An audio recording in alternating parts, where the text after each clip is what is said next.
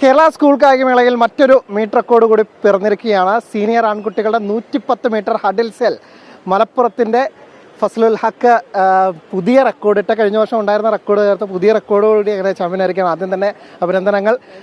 100 metre വെള്ളിയായിരുന്നു. അപ്പോൾ അതിൻ്റെ ഒരു നിരാശയങ്ങ് മറികടക്കുന്ന തരത്തിലായിരുന്നു ഈ പ്രകടനം. അതെ, കാരണം വെച്ചാൽ എനിക്ക് ഇന്നലെ വെള്ളി മെഡൽ വന്നപ്പോൾ തന്നെ കുറച്ച് ടെൻഷനൊക്കെ ഉണ്ടായിരുന്നു. പക്ഷേ എൻ്റെ മെയിൻ ഇവൻറ്റ് ഹഡിൽ തന്നെയായിരുന്നു.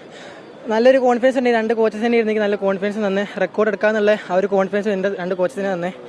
എന്നിരുന്നാലും ഞാൻ പ്രതീക്ഷ മെഡൽ എനിക്ക് കിട്ടി. നാളെ 200 ഉണ്ട്. 200 നല്ലപോലെ ചെയ്യാമെന്ന് വിചാരിക്കുന്നു. മീറ്റ് റെക്കോർഡ് തന്നെ ലക്ഷ്യത്തിലുണ്ടായിരുന്നു. ലക്ഷ്യത്തിലുണ്ടായിരുന്നു. കാരണം വെച്ചാൽ ഞാൻ കഴിഞ്ഞ ചെയ്ത ബെസ്റ്റ് തന്നെ ആയിരുന്നു ഇവിടുത്തെ റെക്കോർഡ്. ഞാൻ കഴിഞ്ഞ കൊല്ലം 13.93 ചെയ്തായിരുന്നു. അത് ഗോൾഡ് തന്നെ വന്ന് ആ റെക്കോർഡിലായിരുന്നു ഇവിടെ കിടന്നത്. അത് ഞാൻ എടുത്തു മാറ്റി.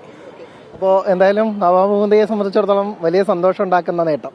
തീർച്ചയായിട്ടും ഞങ്ങൾ വരുമ്പോഴേ നിങ്ങളോട് പറഞ്ഞു കഴിഞ്ഞു, ഞങ്ങളെ കരുത്ത് തെളിയിക്കും. ആ കരുത്തിൻ്റെ ഉദാഹരണം ഞങ്ങൾ സ്പ്രിൻ്റ് ആൻഡ് ഹഡിൽ, ജമ്പ്, ത്രോ ഇനങ്ങളിലായിരിക്കും.